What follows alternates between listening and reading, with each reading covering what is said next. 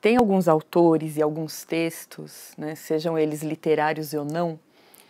que acho que podem contribuir muito para a nossa formação como professores de literatura.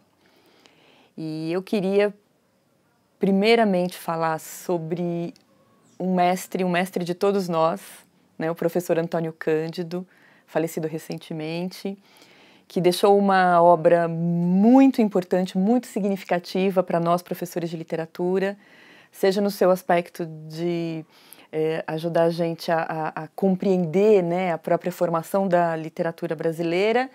e seja em outros textos em que ele foi propondo leituras críticas de alguns autores, de alguns romances, de alguns textos poéticos da literatura brasileira e não só. E há um texto em especial do professor Antônio Cândido, que merece ser referido aqui, sem sombra de dúvida, que é o texto O Direito à Literatura, em que ele vai nos apresentar a ideia de que a literatura é um bem a que todas as pessoas têm acesso. Ele vai trazer a ideia, ou deveriam ter acesso, né? Ele vai trazer a ideia da literatura como um direito humano. E ele vai defender a ideia de que potencialmente a literatura traz possibilidades de nós nos tornarmos mais humanos num sentido positivo, né? Então, como a leitura dos textos literários pode fazer de nós pessoas mais abertas ao semelhante, à diversidade presente na sociedade, à natureza, como a literatura,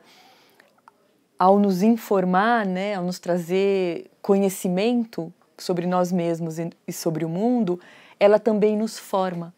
e pode nos formar como seres humanos mais completos, né, como a gente já disse, mais sensíveis, mais abertos, né, à diversidade, à vida, né, de um modo geral. Então, a leitura do Direito à Literatura, eu acho que é uma leitura incontornável para nós, professores de literatura, especialmente por trazer essa ideia da literatura como um direito, né? E não como um dever, como muitas vezes ela acaba aparecendo em sala de aula, mas se a gente subverte essa ideia e entende que todos nós temos direito à leitura literária, né? Eu acho que essa é uma ideia muito potente. E eu também queria fazer referência a duas outras autoras, dessa vez não brasileiras, é uma autora norte-americana e uma autora francesa, que eu acho que trazem contribuições muito importantes para nós educadores, e especialmente nós educadores que trabalhamos com língua portuguesa, com literatura. Uma dessas autoras se chama Bell Hooks, é uma mulher negra norte-americana, ela é uma feminista, que escreveu um livro chamado Ensinando a Transgredir, a Educação como Prática da Liberdade. E é um livro muito interessante porque ela vai relatando para nós as suas próprias experiências como professora, que foi aprendendo a transgredir em sala de aula, né? A abandonar velhos modos de se ensinar, de antigas concepções do que é o aprendizado, do que é um aprendizado significativo, né? E foi fazendo das suas aulas espaços de saberes compartilhados, né? Especialmente a partir da experiência dos alunos, né, que estão presentes no nosso cotidiano, na nossa vida, nas nossas salas de aula, que são a razão do nosso ofício, né? Costumo dizer que só somos professores por conta dos nossos alunos e eles só são alunos porque existimos nós, seus professores, suas professoras, né? Então essa relação dialógica, ela precisa estar em movimento o tempo inteiro para que de fato a educação, né, aquilo que a gente entende como educação, uma educação transgressora, aconteça. Então a leitura do livro da Bell Hooks, Ensinando a Transgredir, eu acho da maior importância, assim como a leitura das obras de uma antropóloga francesa chamada Michèle Petit, que tem alguns livros dela publicados aqui no Brasil, traduzidos para o português, e eu queria fazer referência a dois deles. Um se chama Os Jovens e a Leitura, na qual ela vai mostrando para a gente como de fato os jovens leem sim, e como eles podem ter as suas vidas impactadas pela leitura literária. Então é um livro que abre muito os nossos horizontes no sentido de a gente poder se aproximar, né, da realidade de jovens entre 15 a 20, 22 anos, que têm a leitura como algo significativo nas suas vidas. E a Michelle Petit também tem um outro livro traduzido aqui no Brasil chamado A Arte de Ler ou Como Resistir à Adversidade, em que ela também vai mostrando para a gente como em situações de vulnerabilidade social, algumas crianças e alguns jovens encontram na literatura um abrigo, né, um refúgio, uma possibilidade de reconstrução de si, das suas identidades e das suas próprias vidas.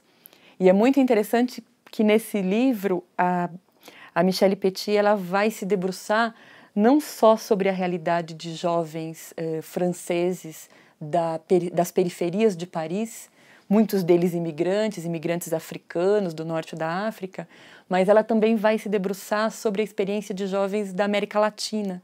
de jovens colombianos, de jovens mexicanos e de jovens brasileiros que, envolvidos em projetos de leitura literária, fazem depoimentos dando conta de como aquelas experiências de leitura impactaram as suas vidas e foram fundamentais para que eles pudessem construir pontes entre eles mesmos e as suas próprias subjetividades e entre eles e o mundo concreto, né, no qual eles estão inseridos. Então, além dessas referências de leitura, eu também gostaria de trazer algumas referências de leituras literárias que eu também acho da maior importância e que podem ser leituras muito prazerosas, fontes de prazer, fontes de aprendizado, de reflexão e de troca de experiências para os nossos alunos, para as nossas comunidades de leitores, né? Então, seguindo aí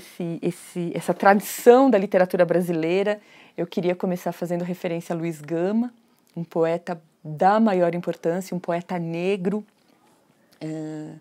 da maior importância para a constituição, né, daquilo que a gente entende hoje como literatura afro-brasileira. Eu queria lembrar do Lima Barreto, né, um escritor também extremamente complexo, que vai lançar luz sobre a realidade das pessoas negras periféricas de um jeito muito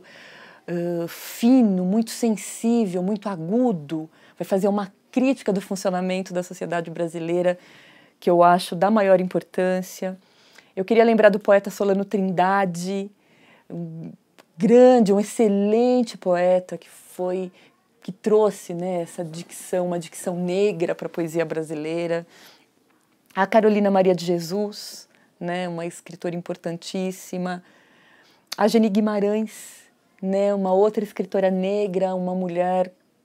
que hoje tem um pouco mais de 70 anos, que atuou como professora durante toda a sua vida e escreveu um livro que eu acho absolutamente genial, chamado Leite do Peito,